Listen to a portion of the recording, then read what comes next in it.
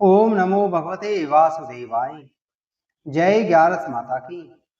प्रिय भक्तगणों, आज मैं आपको आश्विन मास के कृष्ण पक्ष की इंदिरा एकादशी व्रत में सुनी जाने वाली ग्यारस माता की कहानी सुना रहा हूँ। ग्यारस माता की कहानी सुनने का महत्व बहुत ही गहरा और पवित्र माना गया है। हिंदू धर्म में एकादशी ग्यारस को भगवान विष्णु की उपासना का दिन बताया गया है। इस दिन व्रत और कथा सुनने से दोनों ही पुण्यदायी होते हैं। विशेषकर ग्यारस माता की कहानी सुनने से भक्तों को हर प्रकार के सुख प्राप्त होते हैं। कहा गया है कि जो भक्त श्रद्धा भाव से ग्यारस माता की कहानी सुनता है, उसके जाने अनजाने में किए हुए पाप भी नष्ट हो जाते हैं। कहानी सुनना स्वयं व्रत के बराबर फल देता है। यदि कोई व्रत ना रख पाए तो केवल कहानी सुनने से ही उसे व्रत करने का फल प्राप्त होता है। एकादशी की कथा सुनने का विशेष संबंध पितरों से भी है।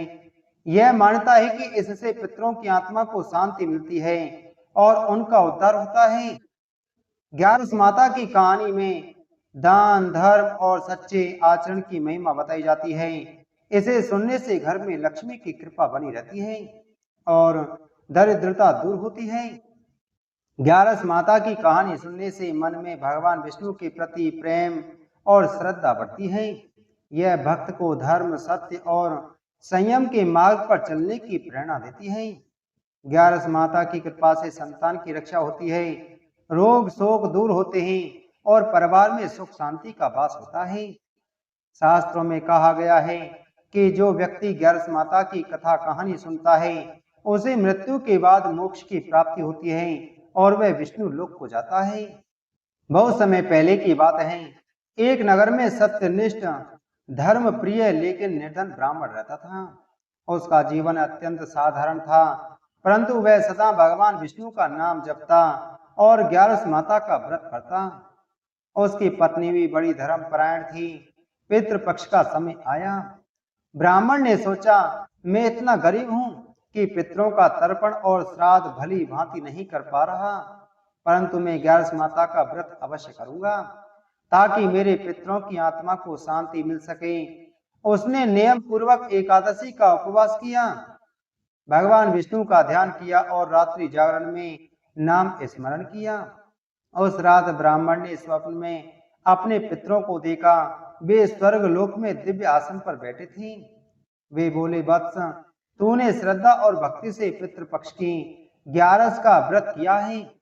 तेरे व्रत के प्रभाव से हम सबको मुक्ति मिल रही है। यह ग्यारस माता इतनी कृपालु हैं कि मात्र एक दिन के उपवास और दान से पीढ़ियों के पितरों का उद्धार हो जाता है।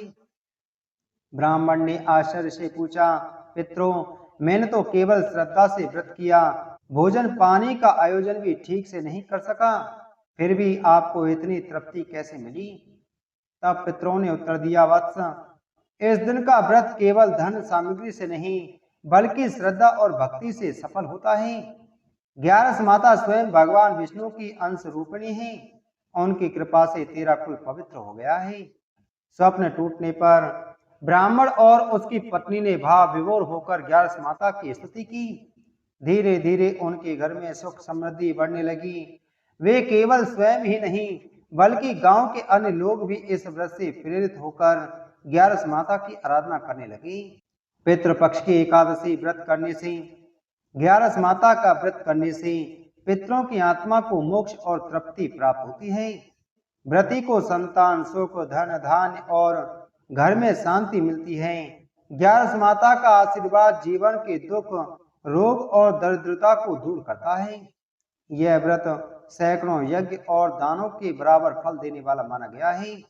इस प्रकार भक्ति भाव से किया गया पितृपक्ष एकादशी व्रत और ग्यारस माता की पूजा जीवन और परलोक दोनों को संवार देती है। किसी देश में एक राजा राज्य करता था। उसके राज्य में प्रजा सुखी थी। एकादशी को कोई भी अन्न नहीं खाता था, सभी फलाहार करते थे। एक बार भगवान विष्णु ने ग्यारस माता से कहा कि तुम इस राजा की परीक्षा तो लो, देखें तो सही यह राजा एकादशी के व्रत का कितना पालन करता है और यह कितनी श्रद्धा रखता है। तब ग्यारस माता राजा की परीक्षा लेने चली गईं।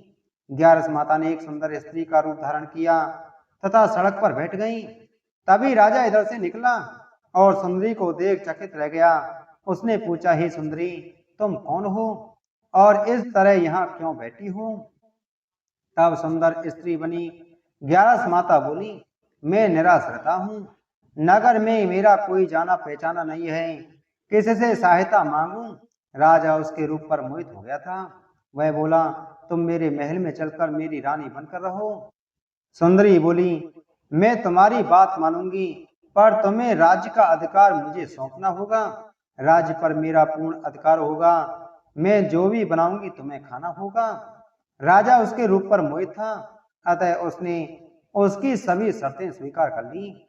अगले दिन एकादशी थी। रानी ने हुक्म दिया कि बाजारों में अन्य दिनों की तरह अन्न बेचा जाए।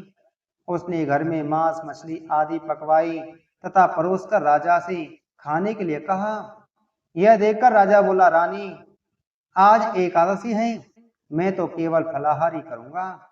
तब रानी ने शर्त की याद दिलाई और बोली, या तो खाना खाओ, नहीं तो मैं बड़े राजकुमार का सिर काट लूंगी। राजा ने अपनी स्थिति बड़ी रानी से कही तो बड़ी रानी बोली, महाराज, धर्म ना छोड़े, बड़े राजकुमार का सिर दे दें, पुत्र तो फिर मिल जाएगा, पर धर्म नहीं मिलेगा। इसी दौरान बड़ा राजकुमार खेल कर आ गया। माँ की आंखों में आंसू देखकर वह रोने का कारण पूछने लगा, तो माँ ने उसे सारी वस्तु स्थिति बता दी।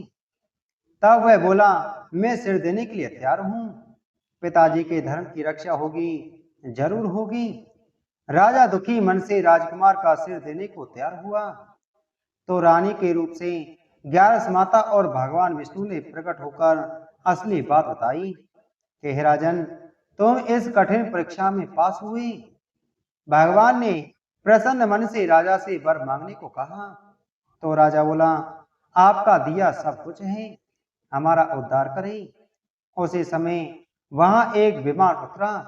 राजा ने अपना राजपुत्र को सौंप दिया और विमान में बैठकर परम धाम को चला गया। कथा सुनने का फल शरीर और मन दोनों को सब शक्ति देता है।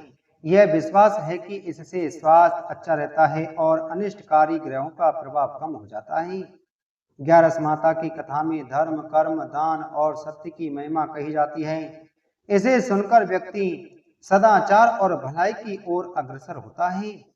11 माता की कथा सुनने से व्रत का पुण्य, पापों से मुक्ति, पितृ तृप्ति, घर परिवार में सुख समृद्धि और अंततः मोक्ष मिलता है।